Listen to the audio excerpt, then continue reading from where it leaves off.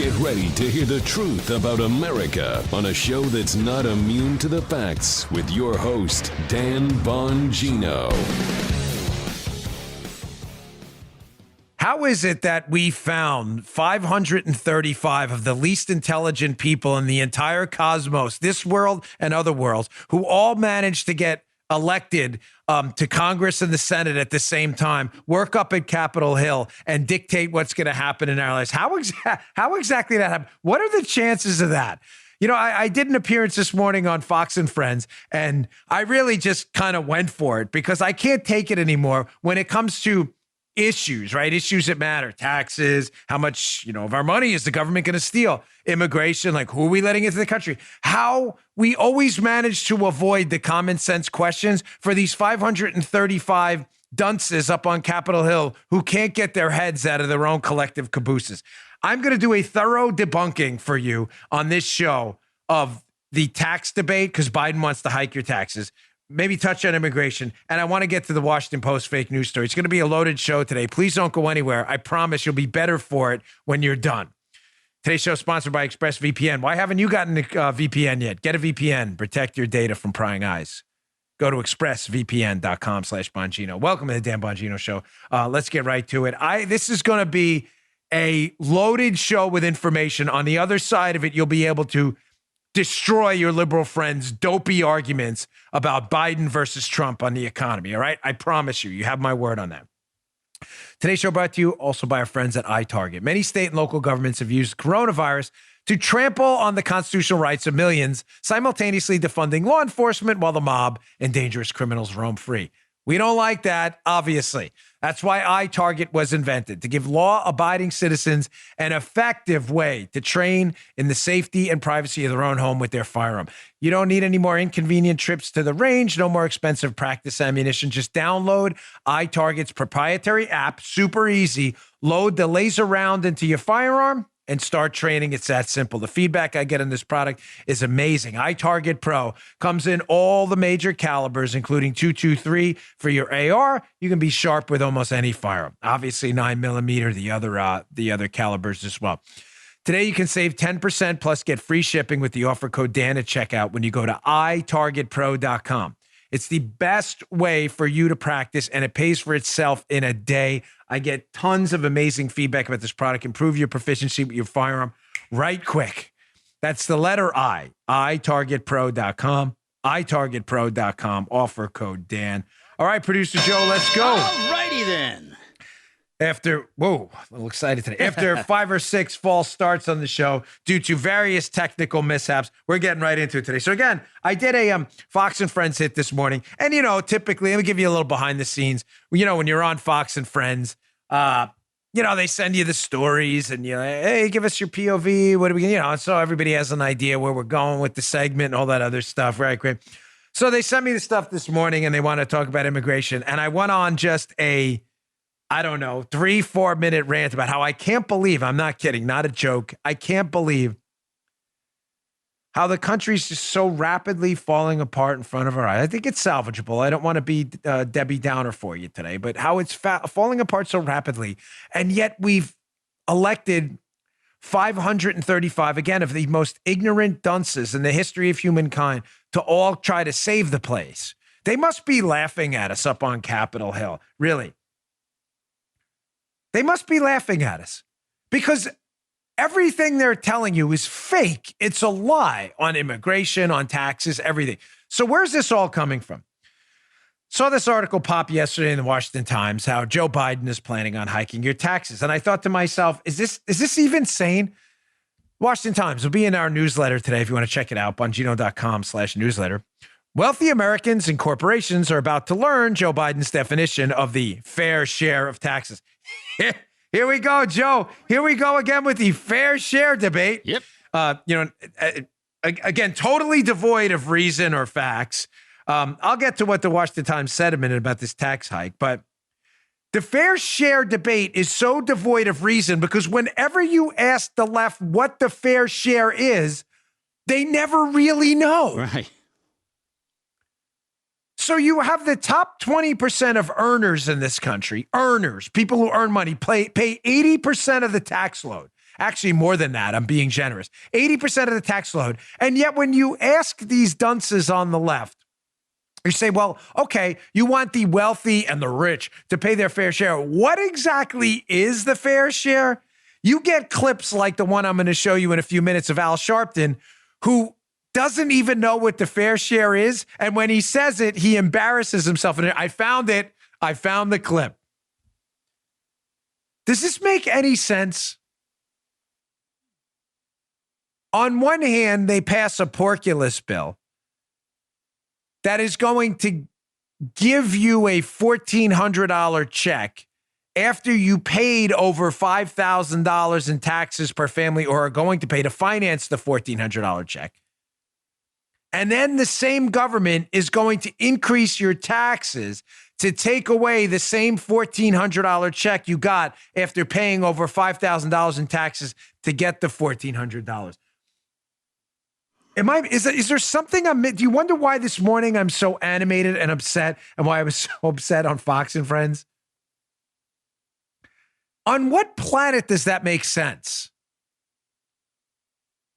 Now, liberals will twist themselves in knots to try and get that to make sense, but we're going to untwist them and provide actual facts and data today. Let's go to the Washington Times piece first so we see what they're actually proposing.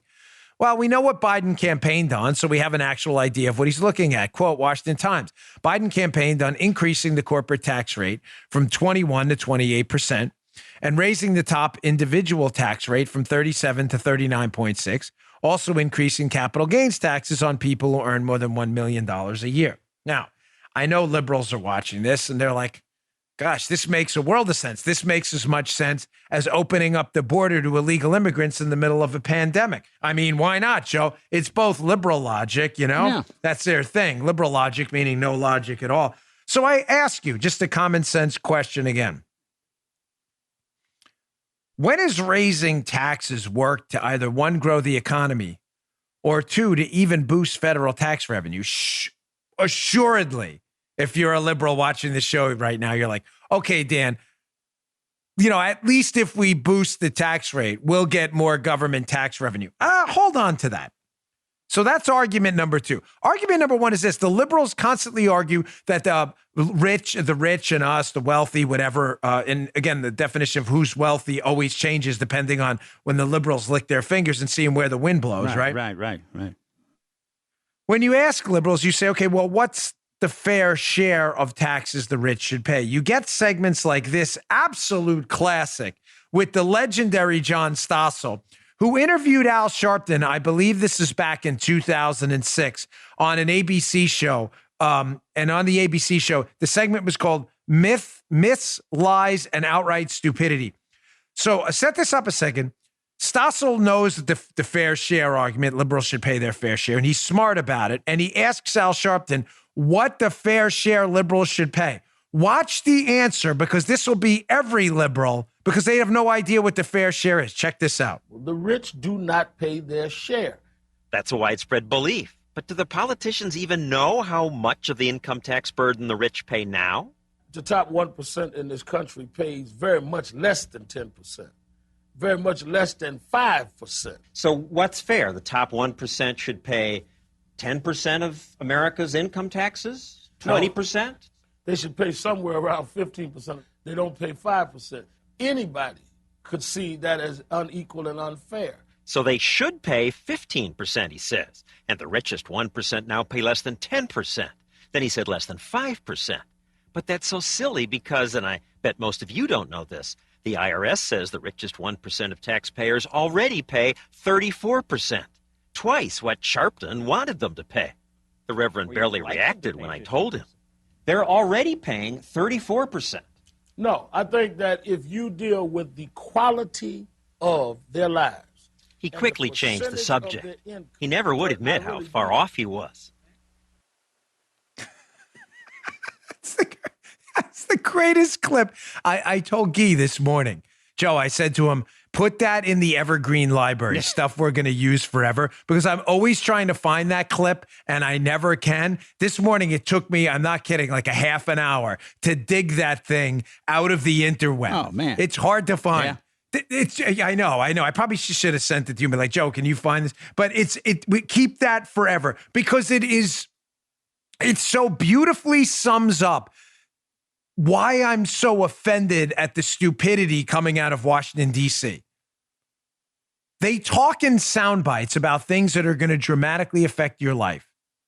No sarcasm here. Somber note of seriousness.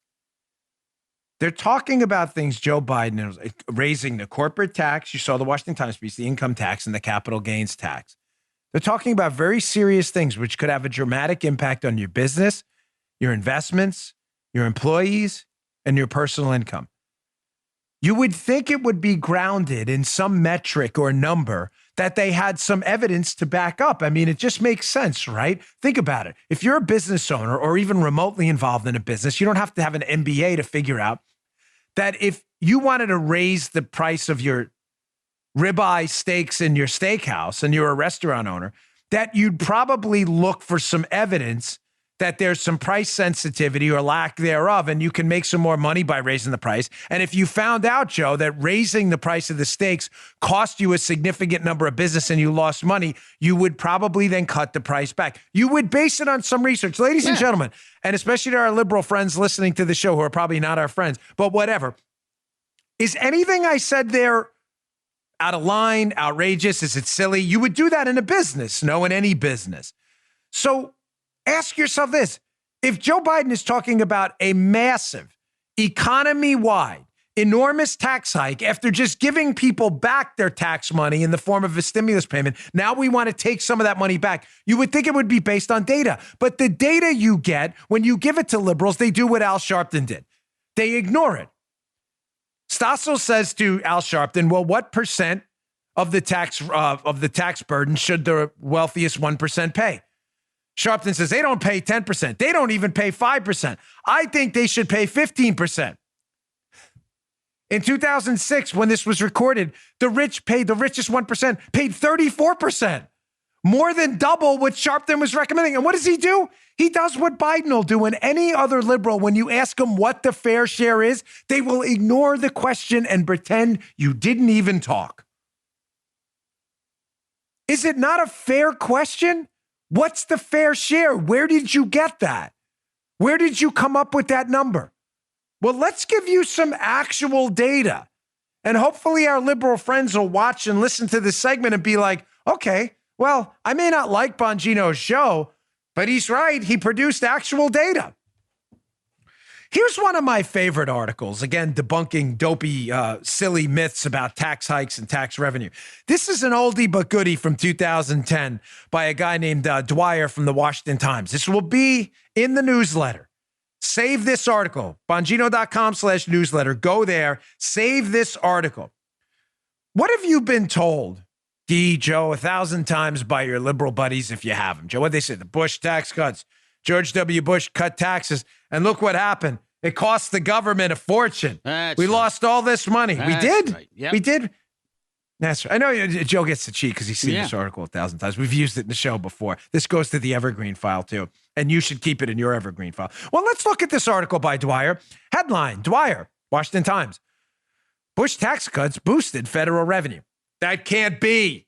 That's not possible. You've been told by your Al Sharpton-like liberal friends who don't know anything about the numbers that Bush cut taxes and the government lost a whole boatload of money, and you believe it is fact. I'm sorry you believe that. It's not true. I'm sorry you believe in things that are factually incorrect, but it is, in fact, accurate that George W. Bush cut the income tax rate and tax revenue went up. You don't believe me? Well, let's read from the Dwyer piece in the Washington Times, which you can read yourself.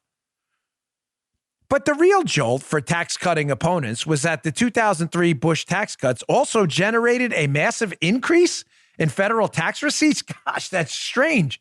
I hadn't heard that before. I'm a liberal. They told me the opposite. I'm very sorry they did that. It goes on. From 2004 to 2007, after the tax cuts, federal tax revenues increased by $785 billion. It was the largest four-year increase in American history. Gosh, that sounds really weird. According to the Treasury Department, Individual and corporate income tax receipts were up 40% in the 3 years following the Bush tax cuts. And added bonus, the rich paid an even higher percentage of the total tax burden than they had at any time in the previous 40 years. Here's the kicker. This last line is the kicker. This is the coup de grace.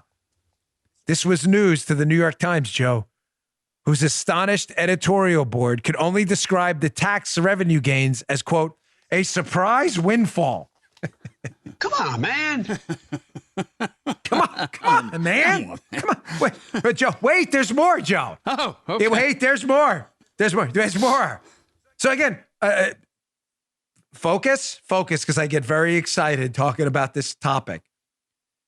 You were told by Joe Biden the rich need to pay their fair share.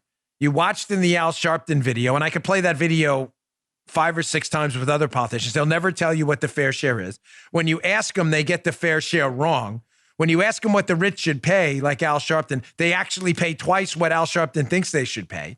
And then when you cut taxes on people and earners, what happens? Revenue went up after the Bush tax cuts. Not only did it go up, it went up in the largest 4-year increase in U.S. history.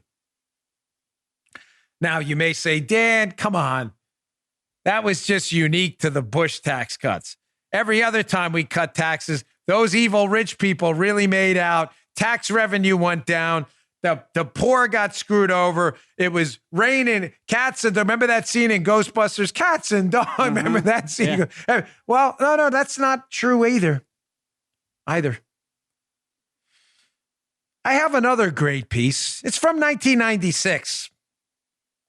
But man, is it worth your time? It's by the Heritage Foundation. It'll be in my newsletter today. And it'll again debunk every silly liberal myth you've heard about tax cuts in the past as well.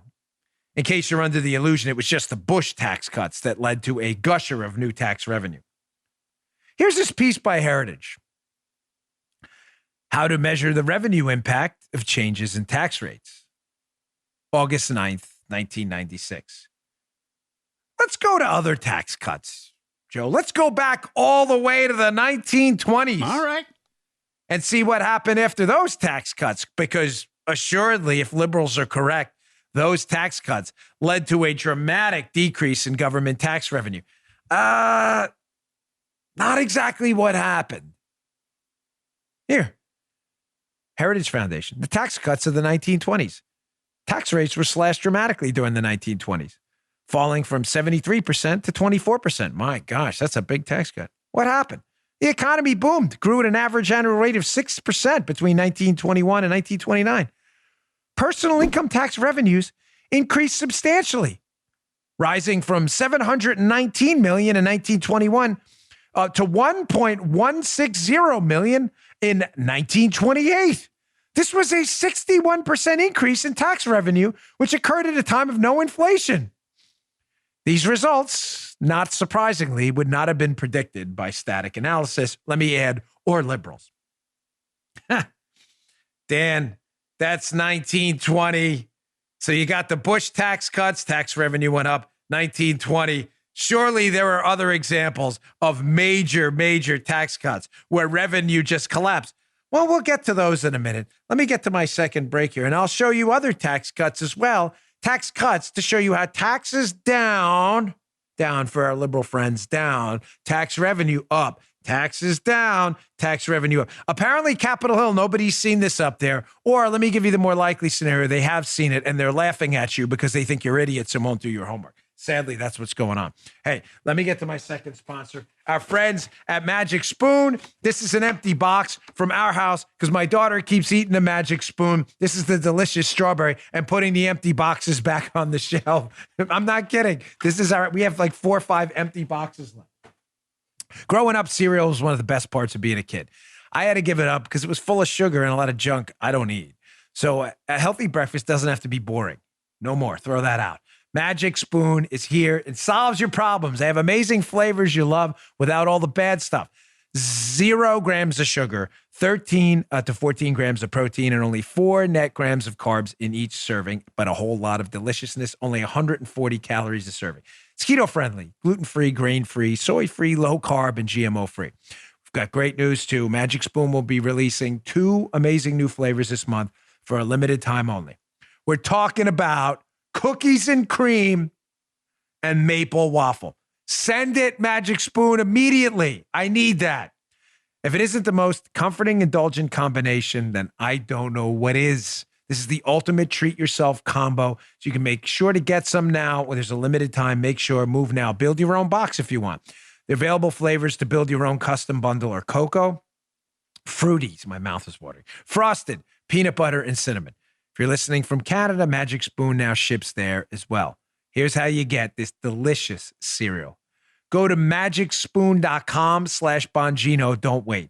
Grab the new limited edition cookies and cream maple waffle or a custom bundle of cereal and try it today. Be sure to use our promo code Bongino, Bongino, at checkout to save $5 off your order. This offer's good anywhere in the U.S. or Canada, but only when you use our code at checkout. Magic Spoon's so confident in their product, it's backed by a 100% happiness guarantee. If you don't like it for any reason, they'll give you your money back. No questions asked. Get your next delicious bowl of guilt-free cereal at magicspoon.com/Bongino.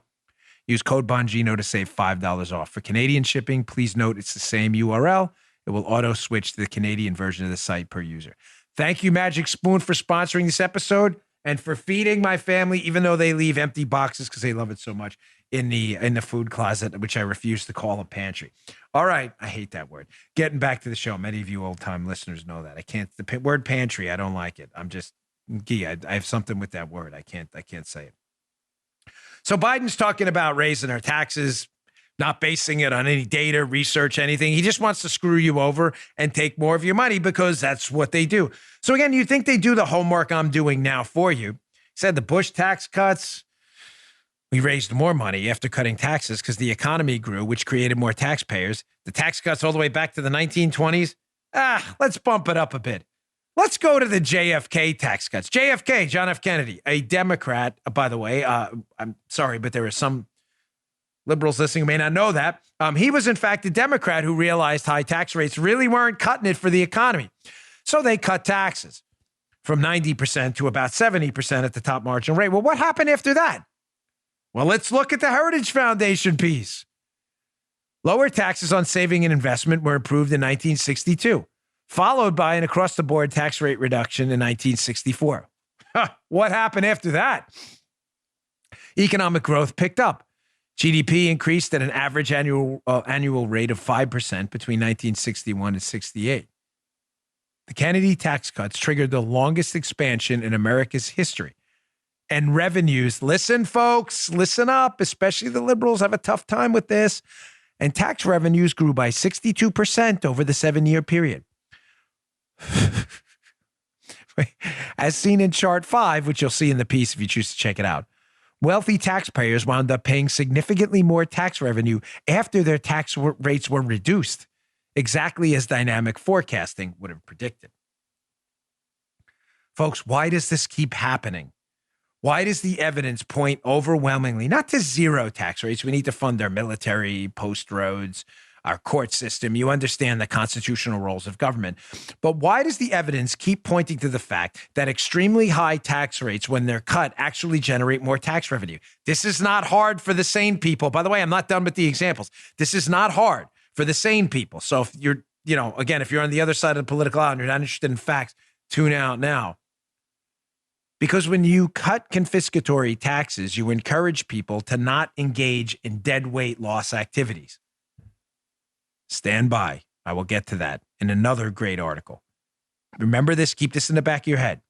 When taxes are extremely high, wealthy folks, business owners, they engage in activities to get out of paying the high taxes that destroy the productive capacity of the economy and wind up, ironically, having the effect of a smaller pizza pie for everybody to eat. You raise taxes, you actually get less tax revenue. I know it's hard for people to believe, but it's true. You want another example? We're just bringing it today. What about the 1978 capital gains tax cut? They cut capital gains taxes. Surely they lost money on that one. Well, in 1968, legislation was approved raising the capital gains tax from 25% to 49%. Not surprisingly, capital gains revenues were sluggish through the 70s. In 1978, however, the capital gains tax rate was reduced to 28%. The very next year, revenues jumped 45%. Capital gains tax revenues continued to rise, climbing even more when the Reagan tax cuts lowered the rate even further, down to 20% in 1981. Folks, we're piling on the examples here, piling the Bush tax cuts, the 1920s tax cuts under Coolidge, the JFK tax cuts, the 1978 capital gains tax cut. Do you need another example here? Well, let's go to another piece. Well, we're gonna remove ourselves from the Heritage Foundation piece for a minute because, you know, leftists and all, they're probably like, the Heritage Foundation, they're definitely lying. Okay, whatever. I facts aren't your thing, then there's nothing I can do about that. Remember the Reagan tax cuts? Second term, Ronald Reagan cut the income tax, the highest income tax rates, all the way down from 70%. So follow me. Mm-hmm. JFK cuts the top rate, tax rate, from 90 to 70. Reagan, obviously decades later, cuts it from 70 all the way to 28%. You must be saying to yourself, if you're a liberal, you probably are, because I can read your minds. You're probably watching the show saying, well, it's the first time I heard a lot of this. Okay, good. Welcome to the party, as Bruce Willis said in Die Hard. Welcome to the party, pal. You probably think is because you believed also the Bush tax cuts cost the government money. Falsely, you believe that. You probably believe the Reagan tax cuts cost the government money too. 70 to 28%. How much did we lose the government? Well, let's check out this article at thebalance.com. Just getting away from the heritage piece just for a second, where they have an actual table of government revenue by year. It says who really pays Uncle Sam's bills, U.S. federal government tax revenue by year. So I took a little clip of the Reagan years from this. This is by Summer G. Anderson. And let's see what happened after Reagan cut taxes dramatically from 70 to 28%. Again, if you're a liberal and you've heard that it costs the government a boatload of money, surely the data would back that up. So here's data taken from the U.S. Treasury. So Reagan gets into office, Joe, in 1980, and the federal government takes in $517 billion in tax revenue. All right. Reagan cuts taxes throughout his second term. Reagan leaves office in 1988. And what happens? Actually, into 1989. Government tax revenue after Reagan cuts taxes more than in half the tax rate. Tax revenue is, am I reading that right? Yeah, I can't see that. I'm just kidding. I actually kept my eyesight. That looks like it says, Joe, $991 billion. Am I reading that right? Yeah. 1989? Yeah, your eyes still working. Yeah, I am. I'm not crazy, right? Thank you. Joe's eyesight's a little bit better than mine. So he gets into office, Reagan. The government's generating $517 billion in tax revenue. Reagan dramatically cuts taxes from 70% to 28%. And the tax rate to the government, tax revenue to the government nearly doubles to $991 billion by the time he leaves. That just doesn't sound, by the way, inflation adjusted, tax revenue still went up dramatically. I think it was about 23%. Guys, ladies, I know I know I'm a little sarcastic, and I know sometimes, Guy was telling me sometimes people don't like that I go after liberals so much on the comments. I get it. Fair enough. I do. But do you understand why I get so emotional about this? Because I believe in the real world. And I became a converted independent. I was never a liberal, but I was an independent largely throughout my 20s. Because I'd heard things and I believed them. I believe things like, we got to hike taxes to pay off the national debt, because if we do, we'll generate so much tax revenue and then we can spend more money. Well, what if I told you none of that's true? And that the data backs none of that up? That we've cut taxes before and revenue went up. Let me show you the one downside to the Reagan tax cuts. We're going to go back to the heritage piece here in a second. Reagan did hike the capital gains tax rate in 1986. So your liberal friends, I'm giving you the counter arguments now. Folks, this is going to become a hot topic in the next few weeks. I did not just randomly pull this topic out of my caboose this morning. Biden is going to push for a dramatic tax hike, and you're going to hear all the dopey arguments. We need to raise more revenue. Really? Because when we cut taxes in the past, we've raised more revenue. When you bring up the Reagan tax cuts, you'll see it on the air. I guarantee you, the liberals will say this. Yeah, but folks, the reason revenue went up after Reagan cut taxes is because he raised a few taxes too, including the capital gains tax rate. They're not wrong. They are right. Reagan did raise the capital gains tax rate. But what actually happened with those capital gains revenues after Reagan raised it? Well, let's go to the heritage piece where we have actual numbers. The 1986 capital gains tax rate increase, quote, as part of Reagan's Tax Reform Act of 1986, policymakers increased the capital gains tax from 20 to 28%. Two noteworthy things happened. Capital gains realizations and revenues soared before the tax rate increase took effect and then collapsed by more than 50% when the higher tax rate took effect. Telling you again what? That your liberal friends who will make the argument to you that, oh, no, revenue went up in the Reagan years despite his tax cuts because he raised other taxes. Actually, that capital gains tax hike lost money. That they lost money. So you're really just making that up. Capital gains tax revenues went down by 50%. Please, facts, try it. One more piece. I want to move on to the Washington Post. Just stunning retract. Well, not stunning because we know they're generally fake news, but a really shocking retraction. I want to just end on this note, and we'll get to my third sponsor and then the Washington Post fake news story. Another great article in my newsletter today, bongino.com/newsletter. Please read all of these. They're all in there. The Dwyer article, the heritage piece. You'll have all the ammo you need to argue this in the future with your friends on the other side of the aisle. This one's great. It's by David Henderson. This was from just 2019. The case against higher tax rates, Hoover Institution. This is a very long screenshot. I'm not going to read the whole thing because the article was so great. I honestly couldn't figure out like what part of it was great. So I just kind of took a screenshot of the whole thing. He's like, this could be the longest text screenshot we've ever seen. He talks about this, how economists come up with these cumbersome terms to describe important concepts. He says, but the best way to think of taxes is like a deadweight loss, right? He said it beautifully describes one of the big harms from taxation. The deadweight loss from taxes is the loss imposed on some that is not a gain to anyone. So, for example, he says a typical estimate of deadweight loss from taxes is 30% of revenue raised.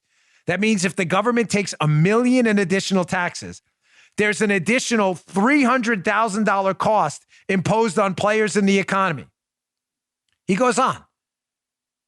He says, well, where does this deadweight loss come from, this 30%? This is brilliant.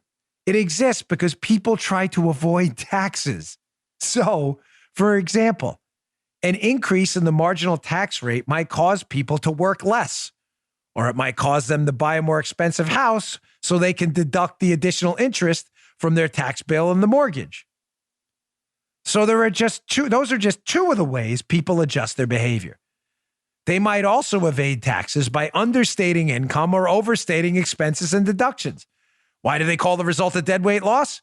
Because in each case, the tax system, this is it, gives people an incentive to do something they would not have chosen to do at a lower tax rate. The increased tax rates cause them to engage in behavior that would be otherwise inefficient for them. Bingo. The jury is in. Nice job, David Henderson. When you have extremely high tax rates, people do a lot of things they wouldn't ordinarily do that add absolutely nothing to the economy, causing massive deadweight losses. Beautifully stated. Beautifully stated. Read that piece. It's a good one. Bongino.com/newsletter to access the piece. All right, let me get to this Washington Post story next, but let me get to my third sponsor here. What a retraction. I know it's not a Project Veritas retraction. Oh, do we have retraction?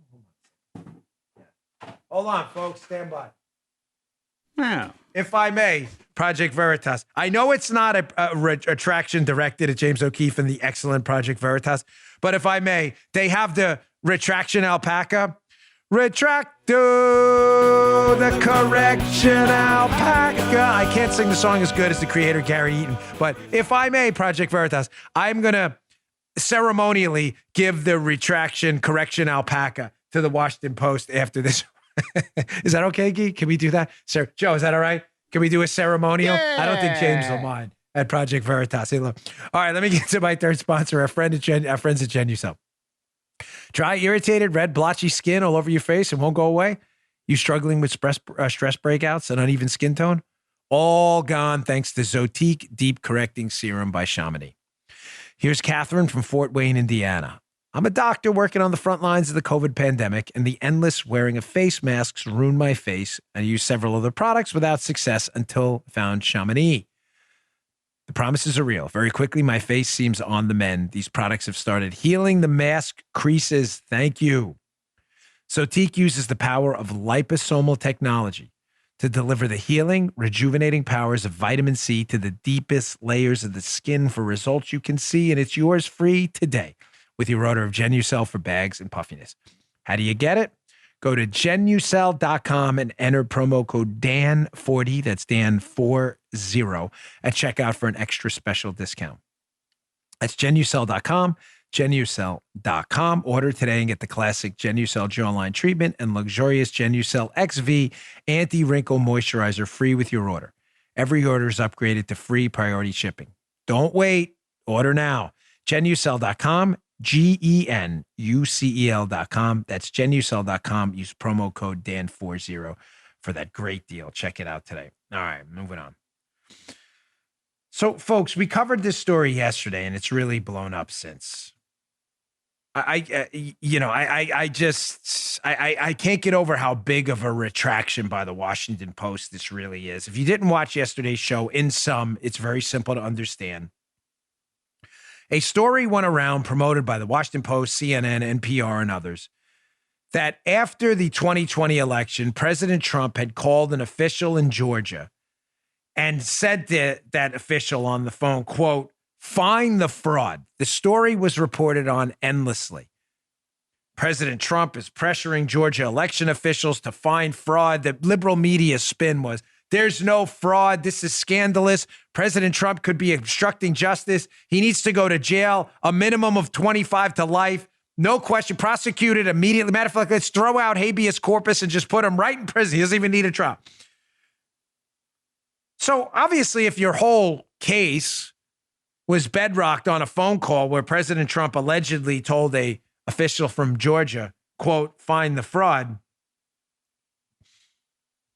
Joe, you would think if you were a sane, rational person that if you built your case around it, it would require President Trump to actually have said, "Find the fraud." Yeah. Okay, I'm just, I just had I'm just checking there that find the fraud, huge scandal. So did President Trump, you think you would ask before the fact, not after the fact? Yeah. Did he actually say find the fraud? Well, it turns out he didn't. That's just made up because now we have the audio, as you saw yesterday. So there's a great piece in my newsletter today by Matt Margot. It's also headlined at BonginoReport.com, by the way, if you want to check that out. PJ Media, Matt Margolis.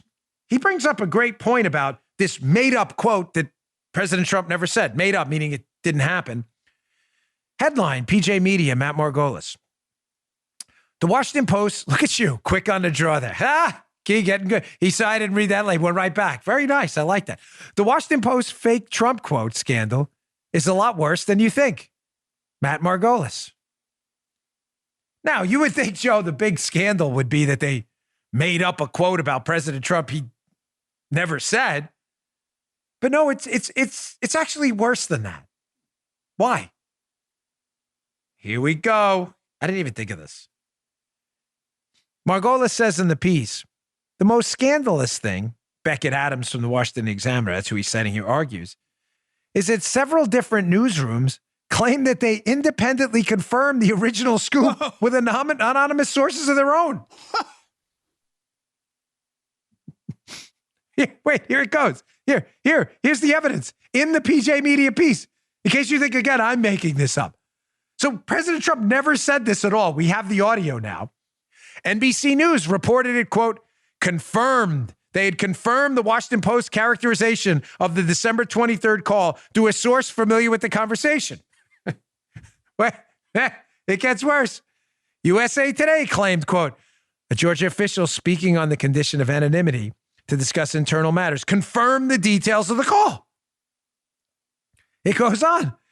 ABC News.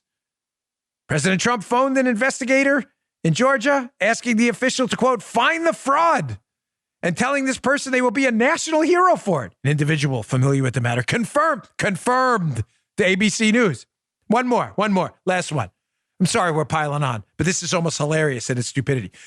PBS NewsHour and CNN likewise appeared to claim they independently, quote, confirmed the story through their own anonymous sources.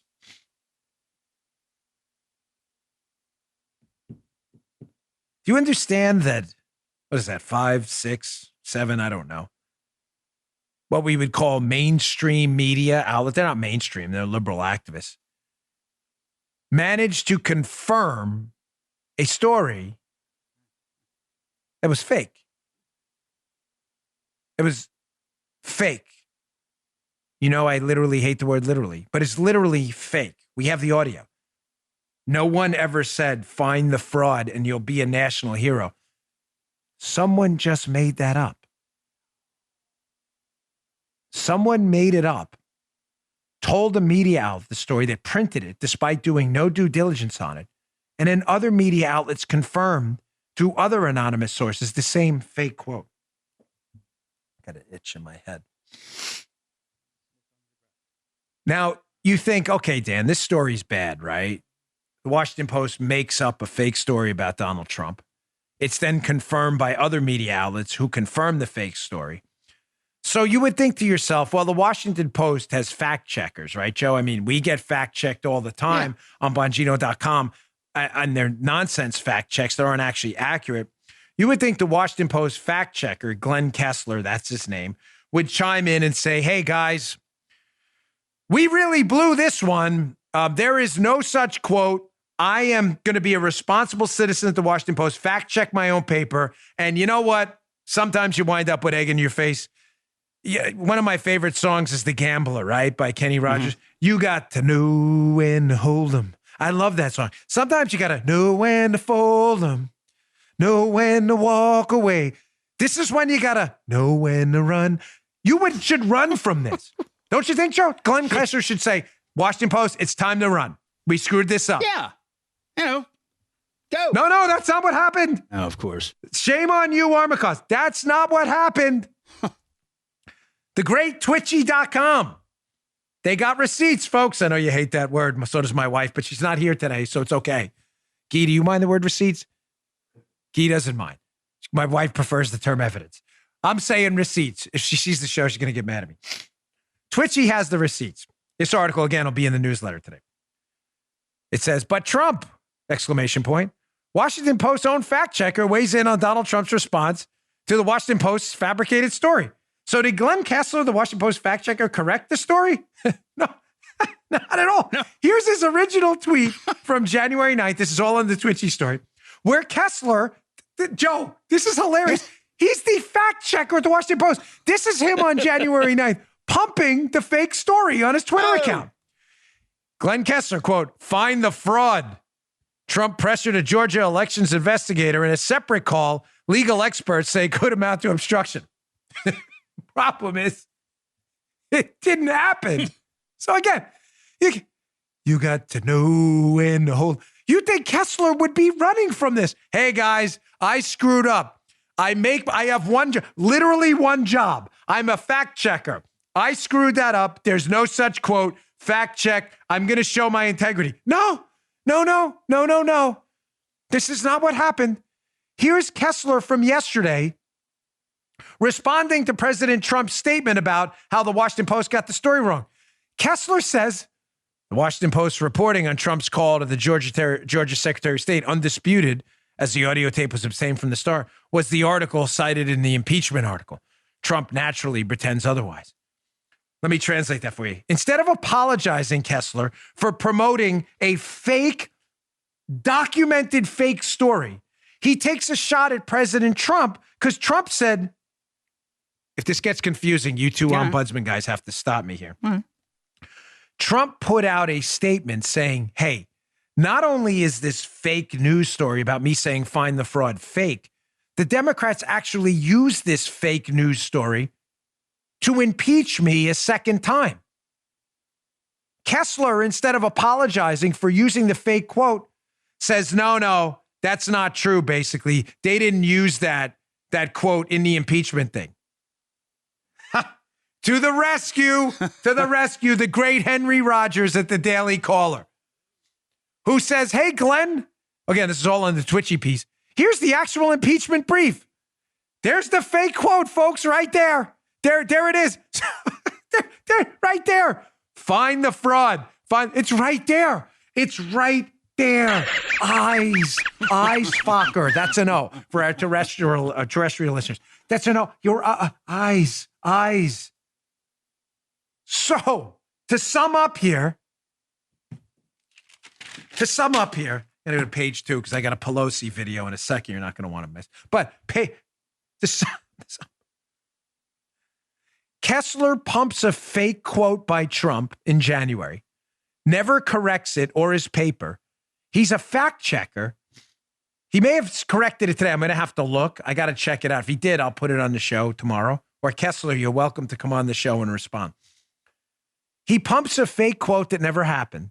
The Democrats use said fake quote to impeach the president. Then instead of Kessler correcting his paper and fact checking, he may have corrected himself by now. I'm not sure. He doubles down and gets a fact check wrong again by suggesting the Democrats didn't use the fake quote in the impeachment, despite it being in the actual impeachment brief. This guy's the fact checker. He's the fact checker. Do you understand why Americans, I get this email all the time because everyone now knows that if you get fact checked by a liberal, it means what you probably said is true and they just don't like your opinion. I get emails all the time from Americans across the spectrum on this who tell me they go to Facebook and they block all the fact checker accounts because they can't take the stupid. This guy's the fact checker. He can't check himself. He can't check the Washington Post. Has he apologized for this yet? All right, let me get to my last sponsor. On the other side of this, I got a video of Nancy Pelosi. Because, Joe, I thought we heard we're not allowed to talk about stealing elections. That's verboten. You talk about that, that's right. You'll be banished into the phantom zone. I heard that. Uh-huh. This is weird. So why is Nancy Pelosi talking about stealing an election right now? And yet I still see the clip on YouTube and elsewhere. It's strange, right? Weird. No, seriously. Yeah. I'll play that video in a second. Our final sponsor today are friends at StartMail. Free email services like Gmail and Yahoo aren't really free. You pay with your privacy. You're being sold, folks. I got bad news for you on those, air quotes, free services. Those companies have access to every email you send and receive. Big tech can sell your data to the highest bidder. They will target you with intrusive ads and put you at risk of phishing attacks. That's why I'm using now StartMail to secure my email. Start with StartMail. Start today. Makes me feel safe again. StartMail keeps my email private, period. Every email is encrypted, even if the recipient doesn't use encryption, which means big tech can't read, scan, analyze, or sell my personal information ever. You know my obsession with big tech watching us all the time. That's why I'm using StartMail. Not even Big Brother can snoop around your email. With StartMail, deleted. Joe, you know what deleted means with StartMail? It actually means deleted. When you delete an email with StartMail, it's gone forever. It's not in the phantom zone. It doesn't exist. Done. And StartMail uses their own servers, which means they can't be put out of business. StartMail is backed by some of the most stringent privacy laws in the world. You get unlimited anonymous aliases. The feature protects your main email address from spam and phishing attacks. So when you're giving your email to a company but want to protect your identity, StartMail can generate a shareable alias email so people can't sell your information and they can be deleted at any time. Listen, I'm done with big tech. You should be too. They're the worst. Start securing your email privacy today. Don't wait with StartMail. Sign up today and you'll get 50% off your first year. Go to startmail.com/Bongino. That's StartMail with a T, like start today with StartMail. Startmail.com/Bongino for 50% off your first year. Again, startmail.com/Bongino. Go today. You won't regret it. All right. Doing good on time here. So, again, we were told by the bow tie wearing snob crowd, the elites in the media and elsewhere, you're not allowed to talk about stolen elections. God forbid you do that. We will banish you from the interweb everywhere. Well, then why is Nancy Pelosi talking right now this weekend? This just happened. This is what Stephanopoulos is. She was interviewing, I think it was on ABC with Stephanopoulos. And she's asked a question about why House Democrats are trying to steal the Iowa 2nd Congressional District seat back from the Republican who won. The Republican won. That race is over. Just so Joe, Guy, just so everybody's clear, it's all. The Congresswoman now swore in, raised her right hand, and swore in. Copy. Am I right? Already swore in. Pelosi is talking about stealing the race. It's already been certified. You doubt me? Listen to her interview here. She cites now, I didn't know there was a caveat that you're not allowed to talk about stolen elections, Joe. I didn't know. We talk about what we want, of course. But apparently, according to Pelosi, Joe, there are 2 conditions you can steal an election now from people.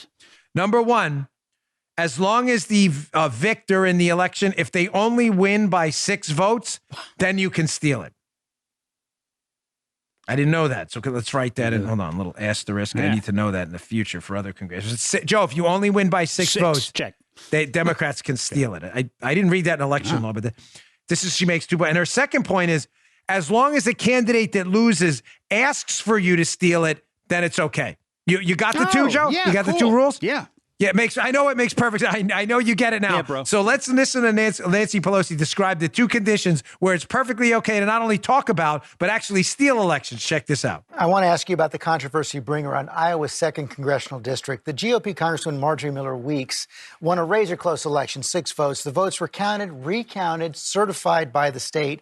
But the House Administration Committee began a process this week that could lead to unseating the Congresswoman. That has Republicans accusing you of hypocrisy, including Jim Jordan. He put out this tweet. Speaker Pelosi says she's open to unseating Republican Congresswoman Miller Meeks.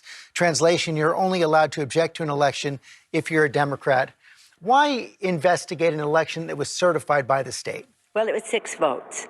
It was 6 votes. And our candidate, Rita Hart, the Democratic candidate, asked for this process to begin.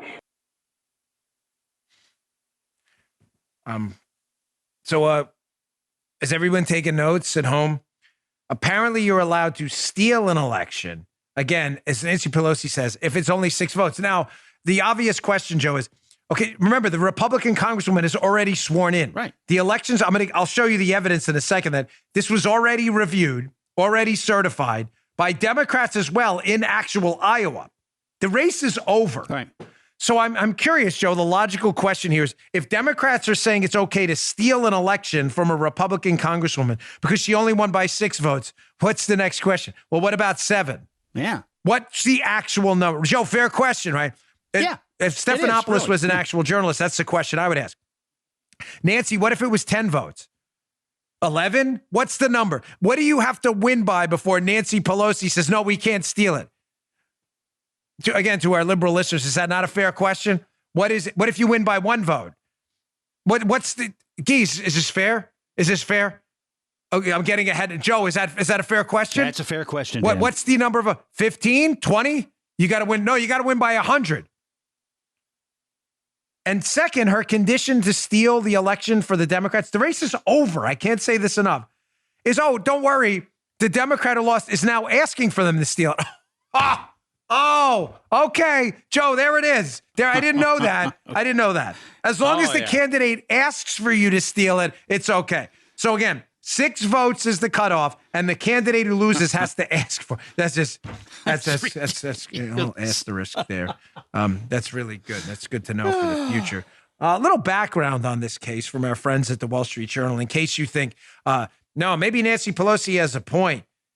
You know, clearly the Republicans stole it, so Pelosi's just stealing it back. That's not exactly what happened. Here's the Wall Street Journal from, I think this is last week. Democrats move on Iowa's 2nd district. The House takes the first step towards overturning an election. I thought we weren't allowed to do this or even talk about it. The race was certified by Democrats too. Look at this from the Journal, and I quote, This is Zoe Lofgren, who's a liberal Democrat in the House of Representatives, who's marshaling this effort to steal the election from the Republican Congresswoman who won, Miller Meeks.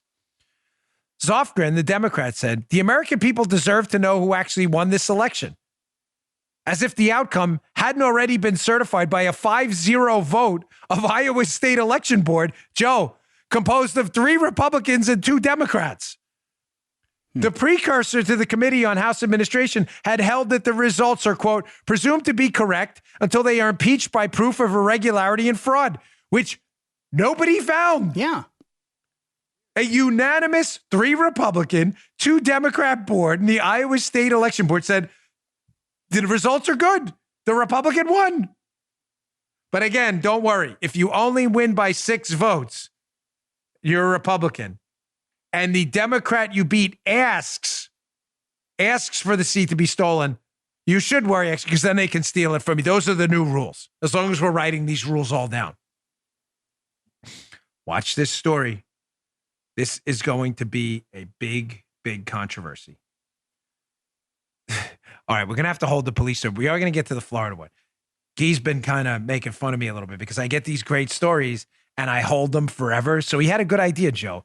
He said we should do like a Land of Misfit Toys show where we take all the stories we really loved but never made it, and we just do one show where we bounce right through them all. The rent control story, this police story. I'm going to get to the police story, I promise, this week. All right, update from sunny Florida. I talked about this yesterday. Folks, we're in a little bit of a mini crisis here in Florida. Not kidding. The place is blowing up. You cannot, I live down here. I have to move because we need to expand our studio and I don't have enough space. You can't find a house down here. You Floridians listening, well, you don't want to be ridiculous. You can find a house, but you are going to pay through the nose. I bought our house in Palm City, our first studio, for about, $500,000 or something? The house now is fetching like $700,000. I've only been in Florida for 6 years. You can't find a house. The bidding wars are insane. I have a friend who moved to Boca. She bought her place, I think 5 or 6 months ago. It's an expensive place.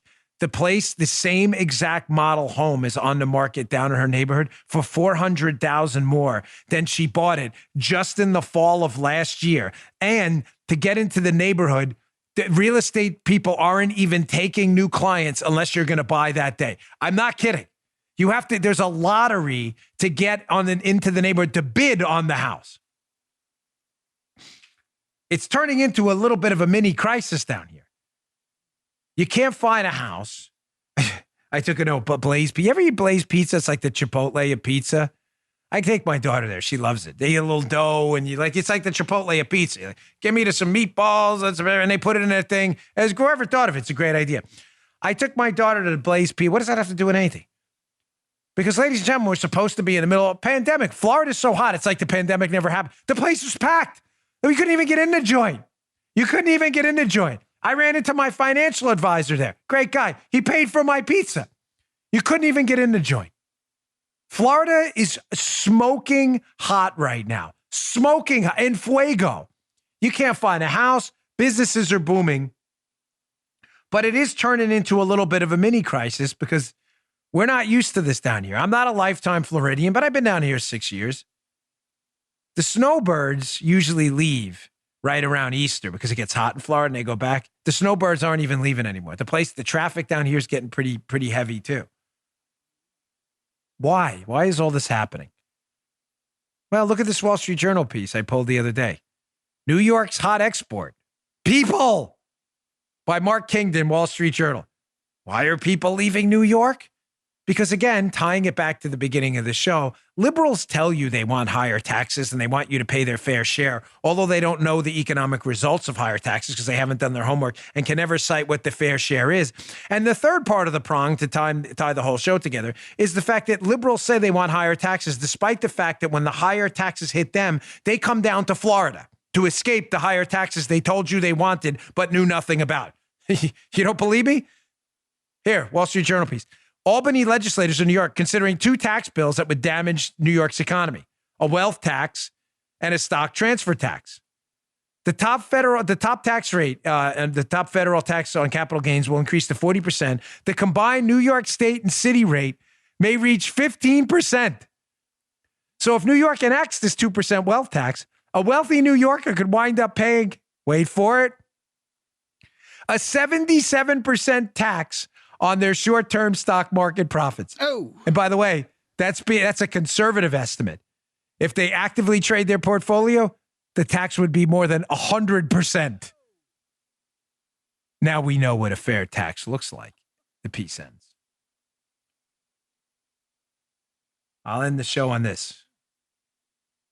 I'm just asking you, to the liberal viewers and listeners of the show, to think through this logically.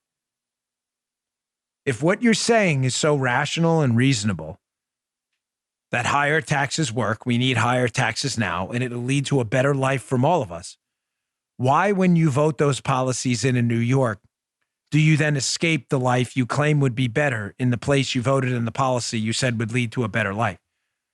Why do you leave to come to a state that has an income tax rate, a state income tax rate of 0? I thought you said higher taxes were a really good thing. So why are you trying to escape them? Why are you filling up Blaze Pizza?